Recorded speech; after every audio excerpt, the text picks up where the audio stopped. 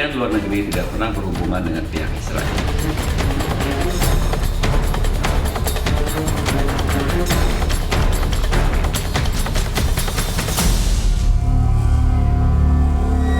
Oke, kalau tadi tegaskan posisi Indonesia tegas tidak mengakui maksudnya dia mengakui negara Israel pastinya dan pasti pro kepada Palestina. Pak Sukamta, tapi apa yang bisa Bapak lakukan sebagai Komisi 1 DPR untuk menjaga Indonesia semakin jelas lagi nih membela Palestina? Tidak kemudian setengah-setengah, tidak konsisten. Bagaimana Pak Sukamta? Ya, yang pertama begini, soal membela kemerdekaan ini adalah amanah konstitusi. Jadi ini ideologis sekali. Para pendiri bangsa Indonesia mencantumkan di dalam pembukaan Undang-Undang Dasar Negara Republik Indonesia tahun 45 itu bukan sembarangan dan bukan main-main.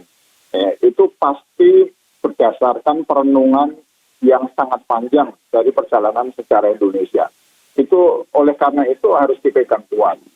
Masalah teknis, kalau dilihat dari sisi kepentingan Indonesia dan Israel, itu lebih besar kepentingan Israel kok. Bisnis Indonesia dengan Israel itu volumenya kecil. Israel lah hari ini itu situasi ekonominya jauh lebih sulit dibandingkan Indonesia. Jadi Israel ini desperate banget, putus asa banget untuk mencari teman-teman baru, ya. Nah sementara Indonesia, walaupun terkena pandemi, seperti disampaikan oleh Pak Presiden dan juga Menteri Keuangan, tim pemerintah, Indonesia ini akan segera tumbuh balik kembali kok. Kenapa harus kita ini dalam situasi yang tidak desperate amat, itu harus mengorbankan prinsip membuka hubungan diplomatik dengan Israel. Negara-negara Arab itu berbalik mau membuka hubungan dengan Israel itu karena ditakut-takuti dengan Iran. Itu ada kaitan konstelasi geopolitik di Timur Tengah, di negara-negara Teluk. Dan Indonesia kan tidak punya persoalan-persoalan seperti itu. Jadi ini sebetulnya hal yang tidak mendesak sama sekali. Jadi ibaratnya itu ini barang tidak gatal kok digaruk-garuk gitu loh. Masalah bagaimana kita ini membela kemerdekaan bangsa Palestina memang tidak mudah. Itu butuh kecerdasan, konsistensi. Kalau Indonesia tidak konsisten, ya, itu akan makin sulit bagi Indonesia untuk mendukung kemerdekaan. Jadi banyak hal saya kira yang secara teknis bisa dilakukan, ya. Indonesia sudah konsisten di forum-forum internasional, tapi kalau mau sangat-sangat serius sebetulnya masih banyak hal yang bisa dilakukan. Salah satunya misalnya mempersatukan faksi-faksi yang ada di Palestina. Indonesia ini berhasil mempersatukan faksi-faksi yang ada di Afghanistan loh. Diam-diam beberapa bulan yang lalu Indonesia ini sukses menjadi broker perantara perdamaian di Afghanistan. Saya yakin kalau pemerintah Pak Presiden Jokowi ini sangat serius membela Palestina, tidak mau bermain mata dengan Israel, bisa kok mengambil langkah untuk mempersatukan faksi-faksi yang ada di Palestina. Baik. Kalau di Palestina itu sendiri sudah bersatu, maka insya Allah langkah untuk menuju kemerdekaan itu sudah one step ahead. Ibaratnya seperti kalau Indonesia dulu, Sumpah Pemuda, menuju kemerdekaan tahun 45 itu nggak lama lagi gitu loh. Nah ini bisa sekali dilakukan. Jadi instead of membuka hubungan diplomatik dengan Israel, lebih baik kita stick saja, kita konsisten untuk secara konstruktif mendorong Palestina ini lebih siap untuk merdeka, untuk lebih kuat berjuang melawan Israel gitu. Dan di forum-forum internasional, Indonesia sekarang sedang masuk ke Dewan Keamanan PBB. Indonesia masuk ke Dewan HAM Internasional PBB ya. Nah ini dimaksimalkan gitu loh. Saya lihat sekarang ini sudah jalan tapi belum optimal. Nah saya melihat ada keraguan-keraguan sebetulnya di sini. Nah keraguan-keraguan itu sebetulnya kalau bisa dihilangkan terus kita proaktif betul ya. Insya Allah banyak hal yang bisa dilakukan oleh pemerintah Indonesia. Ya, sekarang saya ke Pak Sudarnoto supaya tidak setengah-setengah, tidak main-main, tidak main mata. Nah, saran dari MUI ini seperti apa? Mengingat Israel ini makin gencar mencari teman, ini Pak Sudarnoto, sementara Indonesia harus semakin tegas lagi untuk membela kemerdekaan Palestina. Seperti apa? Ya, MUI memandang bahwa Indonesia itu adalah negara yang bermartabat. Jadi saya ingin menggarisbawahi dan setuju dengan pendapat yang baru saja disampaikan bahwa sebagai negara yang berdaulat, yang bermartabat tinggi itu memiliki konsistensi untuk berjuang di forum-forum internasional untuk kepentingan Palestina. Dan ini jelas sekali, ini filosofi kita kan jelas sekali bahwa penjajahan itu harus dinyahkan dari muka bumi. Itu yang pertama. Bahwa ini memang sesuatu yang berat, memang ya sama dengan pengalaman kita, Indonesia itu lama sekali dijajah. Tapi dengan optimisme dan perjuangan yang serius, membangkitkan kebersamaan itu menjadi penting. Nah yang kedua saya juga ingin menggarisbawahi tadi, betul bahwa salah satu resolusi yang disampaikan oleh Majelis Ulama di dalam pertemuan yang belum lama ini yang terkait dengan Israel, aneksasi Israel. Memang salah satu rekomendasi kita itu adalah faksi-faksi yang konflik di Palestina itu mesti harus diselesaikan.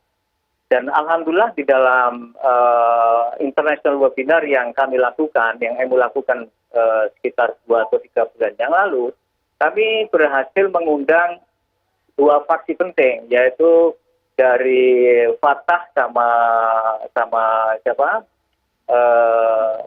Fatah sama satu lagi kalau lupa. Sama Hamas. Jadi alhamdulillah kami duduk bareng di dalam international webinar mempertemukan tokoh-tokoh itu. Jadi saya kira memang peluang Indonesia untuk memainkan peran-peran strategis itu masih besar sekali. Ini yang kedua. Yang ketiga, saya kira saya ingin menyampaikan dan ini juga sudah digarisbawahi di dalam resolusi M2I, itu peranan OKI memang menjadi sangat penting.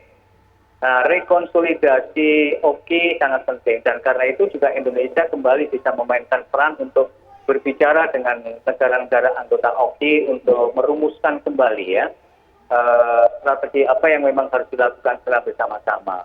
Bahwa kemarin itu membuka kembali hubungan Israel dengan beberapa negara di Timur Tengah ini memang tantangan yang berat. Tapi saya kira peran-peran negara seperti Turki itu penting. Yang terakhir Mbak, ini PBB ini memang juga menjadi bagian penting dari upaya-upaya global untuk menyelesaikan konflik Timur Tengah karena ini ada kaitannya dengan perdamaian dunia. Jadi saya kira apa yang dilakukan oleh Israel untuk selama ini melanggar deklarasi atau keputusan Dewan Keamanan PBB itu memang harus diselesaikan. Karena itu penting sekali untuk reorganisasi PBB. Terima kasih Pak Sudarnoto. Dan kemudian Sama-sama. saya ke Pak Faisal, ini kalau misalnya melihat Israel sedang gencar-gencarnya cari teman. Nah, kemungkinan lainnya apa upaya-upaya lobby-lobby yang dilakukan oleh Israel supaya bisa memuluskan langkah ini? Kita harus hati-hati mengenai hal tersebut. Seperti apa? Ya, kita tidak nutup kemungkinan ya. Seperti yang dilakukan terhadap negara lain ini, ya Amerika dan Israel akan menekan atau membujuk negara yang punya hubungan dengan Indonesia untuk melakukan itu. Jadi lewat tangan Amerika? Lewat tangan negara lain. Ini kan bisa kita lihat. Kalau terakhir contohnya itu sebelum ada penerbangan pertama Fly Dubai dari Tel Aviv ke Dubai itu Dubai tidak mau mengizinkan penerbangan dari Israel mendarat di Dubai kalau tidak ada izin dari Saudi, tidak membuka wilayah udaranya. Akhirnya di menit-menit terakhir, itu hari Selasa saya ingat 1 Desember, itu sampai di menit terakhir baru akhirnya setelah dibujuk oleh Kushner datang, pertemuan dengan Bin Salman, nah itu akhirnya dibuka, izin boleh, nah baru Uni Emirat Arab mengizinkan untuk pesawat Fly Dubai pertama itu dari Israel mendarat di sana. Israel maksud saya. Nah jadi Israel akan memakai negara-negara yang punya hubungan baik dengan Indonesia, saya kira akan menekan itu ya. Salah satunya mungkin dengan Arab Saudi dan Uni Emirat Arab juga akan dipakai untuk ditekan untuk agar Indonesia mau maju sampai ke normalisasi. Cuma persoalannya memang tidak mudah. Saya percaya ini yang jadi pertanyaan adalah pantas atau tidak Indonesia membuka hubungan diplomatik dengan Israel, itu kan pertanyaannya. Kalau kita lihat secara etika ya tidak pantas, karena itu kita berhubungan dengan negara yang sedang menjajah dan sedang melanggar HAM, itu otomatis tidak sesuai dengan prinsip kita sebagai negara yang menjunjung tinggi HAM dan demokrasi dan juga melanggar konstitusi. Itu persoalannya. Baik, sekarang saya ke Mas Arya. Ternyata tidak secara langsung, tapi bisa meminjam tangan lainnya gitu supaya untuk memuluskan lancar mereka untuk merayu dan membuka hubungan dengan Indonesia. Seperti apa kemudian melihatnya? Saya melihat ini bagian dari transisi hegemonik di beberapa kawasan ya. Misalnya tadi istilah saya untuk mengatakan Israel sedang mencari teman baru itu kan terkait dengan transisi hegemonik, voting patterns di fora internasional, anak segala bangsa berubah pola following negara mana gitu ya.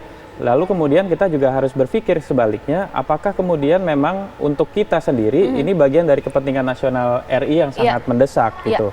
Kalau kemudian kita bisa lebih fokus misalnya ke kawasan Indo-Pasifik, yang di situ jelas terjadi transisi hegemonik juga antara kita sebut saja Amerika Serikat dengan China. Kenapa kita tidak kemudian berfokus kepada wilayah Indo-Pasifik ketimbang mengambil satu diskursus yang secara domestik akan mengalami diskursif pengembangan yang bisa jadi akan merugikan pemerintahan secara langsung gitu. Secara domestik akan terjadi pembelahan sosial yang semakin parah karena kemudian misalnya diskursif impact-nya menjadi begitu liar gitu terkait dengan hubungan diplomatik dengan Israel ini. Jadi lebih baik menurut saya itu kita betul-betul prioritas politik luar negeri kita diarahkan kepada kawasan yang memang menjadi mandala utama kita, lingkar konsentris utama kita di Asia Tenggara, Asia Pasifik, Indo-Pasifik, dan itu lebih produktif untuk kepentingan domestik juga.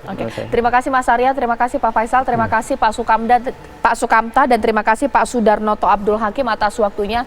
Kita percaya bahwa posisi Indonesia pastinya untuk Palestina dan tidak mengakui kemerdekaan dari Israel. Kita garis bawahi hal tersebut sambil kita menunggu langkah-langkah yang lebih proaktif lagi dari pemerintah Indonesia.